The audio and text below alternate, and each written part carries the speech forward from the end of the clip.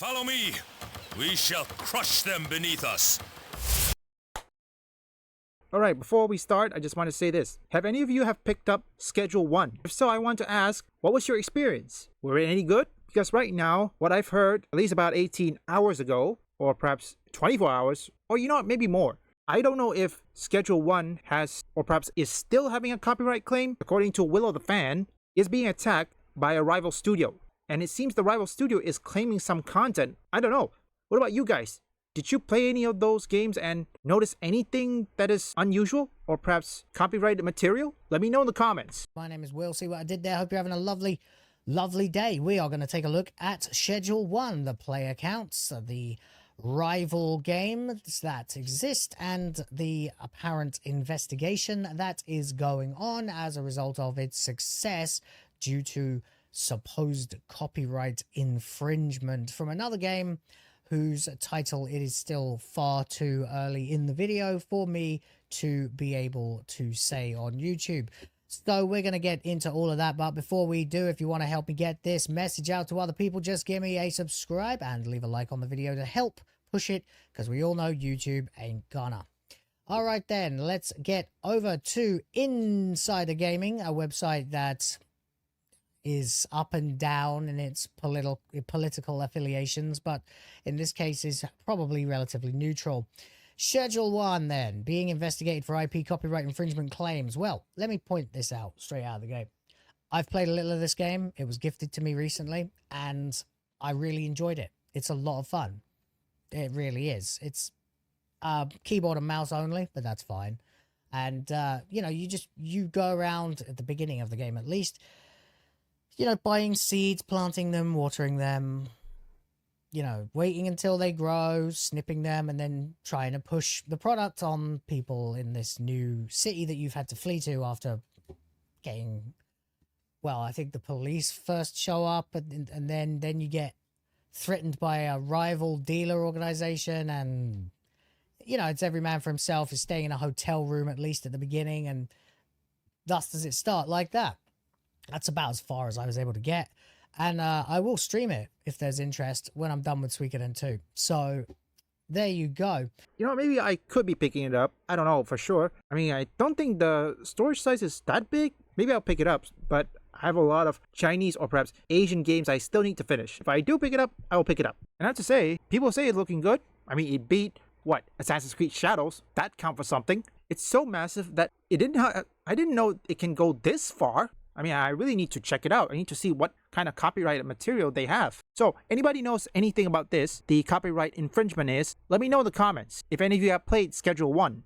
Story then. Nothing brings momentum to a screeching halt quicker than legal action. This is the prospect Schedule 1 is facing, and it's being deemed too similar to Movie Games SA's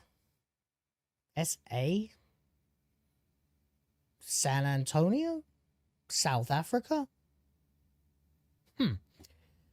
Drunk Dealer Simulator 1 and 2 franchise, prompting a full investigation into the game. Yeah, I mean, it's not exactly the easiest thing to report on, because you have to say the phrase drug dealer simulator multiple times on YouTube, and that's more than likely going to get this video felted. But whereas people were hyping themselves up for Warzone's Verdansk or continuing to enjoy the success of Assassin's Creed Shadows, don't lie.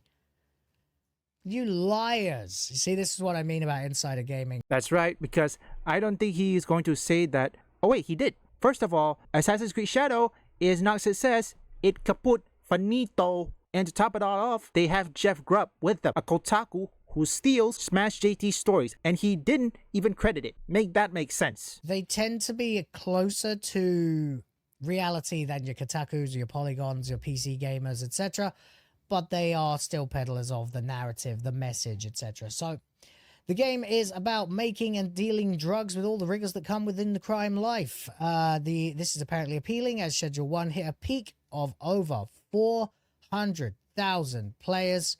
There it is. You can see on SteamDB right here, 414,166 players at its all-time peak.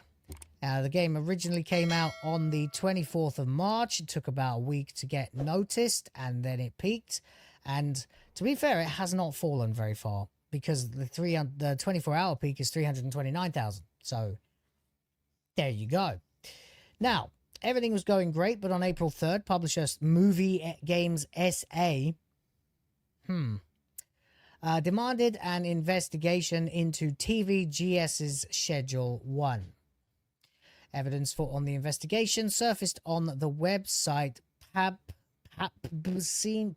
Business. The fuck is that? Featuring a document entitled Movie Games SA 2025, right?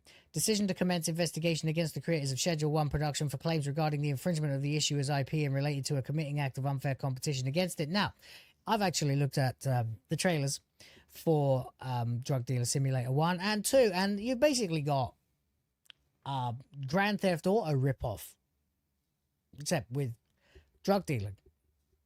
So, I mean, you could argue that they ripped off GTA 5. How come we didn't heard anything from Rockstar about Drug Dealer 1 and 2? Why didn't they pursue legal action? Think about that. I mean, seriously, what's going on? Well, for starters, I hope this solo developer can do good. I'm more worried about this. I mean, it's not easy for one developer or any indie developer to go this far and get sued by rival companies or rival studio. I'm more worried about that. Let's continue. How many people have actually played Drug Dealer Simulator? Oh. 5 years ago, all-time peak 7,574. Not even close. I mean, what about I think Dragon Age Veilguard beat this. You know what? Let's not say Dragon Age. My game AI limit that I have right now trumped this. And it's only been like, what, 2 weeks, 3 weeks, something like that? Whoa, what happened here? Of course, it's a ripoff. I mean, people would rather play GTA rather than this one. Oh, dear. Okay. What about Drug Dealer Simulator 2? All-time peak 10 months ago. 9,126. Hang on, 10 months ago. Today's April, meaning it was released on June. This was released on June. 9,126. Compared to 414,166. I think we may have a reason that this has decided to commence. Because Movie Games Sergeant Asshole has its own series of drug dealing games, Drug Dealer Simulator 1 and Drug Dealer Simulator 2, while the name is more overt in its goal, both titles have attracted thousands of players respectively. Oh, you little bloody goalpost moving. Oh, thousands of players respectively. See, this is the thing where you know when somebody is lying. That respectively they did. Look at those words carefully. Sometimes you can tell whether or not a person is telling the truth, whether or not they are lying. Drug Dealer Simulator 2 released on June. So let's think about that for a second. What game that has come on June? Anybody notice? Let me know in the comments. And I do mean June 2024. Yes, 7,000, 9,000, 414,000. You could mention the actual story here, which is that the gulf between Drug Dealer Simulator 1 and 2 and Schedule 1 is vast, night and day vast. The legal document mentions potential infringement of the issuer's intellectual property rights and activities that may bear the characteristics of unfair competition have been identified. Ergo, Schedule 1 is too similar to the Drug Dealer Simulator series, similar to Nintendo's lawsuit with Power World. Oh, so let me get it right. So the company that's losing this time is well, no, I mean, that's the thing, isn't it? That's the same. It's just that Nintendo is much bigger, of course, than Pocket Pair. But in this case, I guess actually you could argue that Movie Games SA might be bigger than the one guy that is Schedule 1, but one guy has made vastly more money doing a very similar type of game. Look, all right, here you go. The drug dealer scenario is a genre, okay? There aren't too many ways that you can make a PC game where someone has to walk up to people and offer to sell them drugs. Know what I mean? Like, there's not many ways to deviate from one to the other. I mean, either way, it's going to be your character walks up to a guy and pushes them some drugs. So, whether that happens in, you know, rip off GTA graphics or the basic version of these graphics in Schedule 1, it's kind of neither here nor there because it's a genre.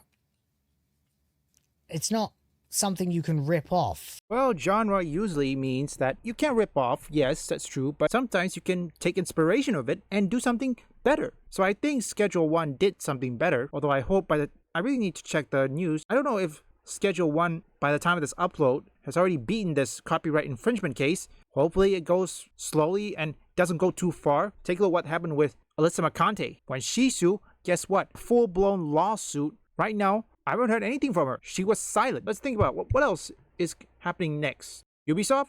Yes. Ubisoft, one of their investors, are about to take legal action because they want to slow down the deal with Tencent. I could list up all of it, but this video will be too long as it is. I'm going to give Will the Fan the shout out, and I'll put his video link in the description. And I have to say, fortunately I will subscribe, give him a follow, and I have to say, right now, I don't know what's happening with people like this. If the people who made Drug Dealer Simulator 1 and 2 took a ripoff from GTA, how come Rockstar didn't sue them, didn't take legal action? Think about that for a second. Why did they try to attack a small one-man developer? I mean, there has to be more than one reason like this one. So tell me, when you played Schedule 1, I know some of you have it, do you notice anything that is a copyrighted material or content in those games that you recognize? Let me know in the comments.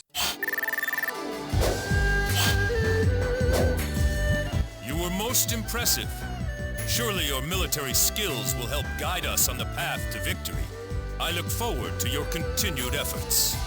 Leave a like and subscribe if you want gaming news, theories, if you want woke or anti-woke detected, or you just want to see me play games, or perhaps you like trending topics. Visit my second, third, and fourth channel up here or link in the description.